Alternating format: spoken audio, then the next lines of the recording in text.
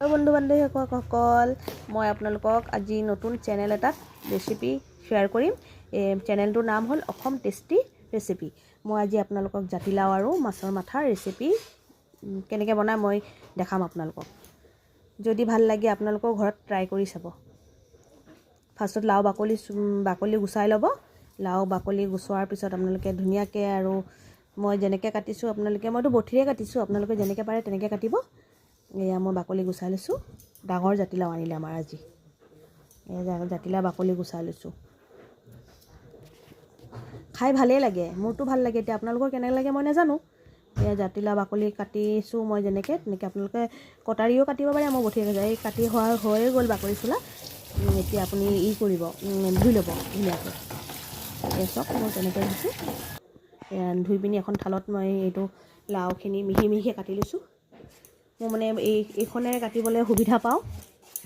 এয়া মই বাকলি গুচাই পিনি এনেকৈ মিহি মিহি কাটি লৈছোঁ। আপোনালোকে কাটি ল'ব। এয়া কাটি আছোঁ চব। এয়া বাকলি গুচোৱাৰ পাছত মই একদম স্পীডতে কাটিছোঁ মই। এয়া বাকলি গুচাই লৈ পিনি মই লাওখিনি কাটি লৈছোঁ এনেকৈ।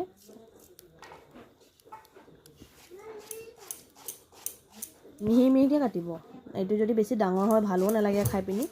বস্তুটো সিজিব লাগিব, মিলিব লাগিব, তেতিয়াও ভাল লাগে। এয়া মোৰ লাও কটা হৈয়ে গ'ল। এতিয়া কেৰাহী গৰম কৰি মিঠাতেল দিব। মোৰ মানে মাছৰ মাথাটো আনি থোৱা আছিলে, মই সেয়া হালধি নিমখ সানি থ'লোঁ। এতিয়া মই এইটো ভাজিম। মাছৰ মাথাখিনি ভাজিব লাগিব।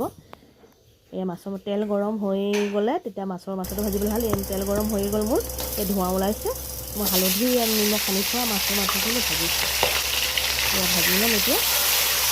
মাছৰ মাথাখিনি ভাজি পিনি ধুনীয়াকৈ ভাজি ল'ব আৰু নিমখ হালধি মিলাই থ'লে একদম নিমখ সোমালে ভালেই লাগে খাবলৈ। মাছৰ মাথাখিনি মই দি লৈছোঁ। আপুনি বেলেগ টাইপৰো বনাব পাৰে। আজি মই এইটো মাছৰ মাথা দি বনাম বুলি ভাবিছোঁ। বেলেগ দিন আপোনালোকক বেলেগ ৰেচিপি দেখাম। লাও দিয়ে বেলেগ বনোৱা দেখাই দিম বাৰু। আজি মই মাছৰ মাথা দি দেখাইছোঁ। ঘৰত ট্ৰাই কৰি চাব। মোৰতো ভালেই লাগে, আপোনালোকৰ কেনেকৈ লাগে নাজানো। খাই চাব, ভাল লাগিব। মাছৰ মাথাখিনি ভাজি লৈছোঁ। ৰঙচুৱাকৈ ভাজিব। বস্তুটো ভাজাতে সিজিব লাগিব। মোৰ হৈয়ে গ'ল ভাজা।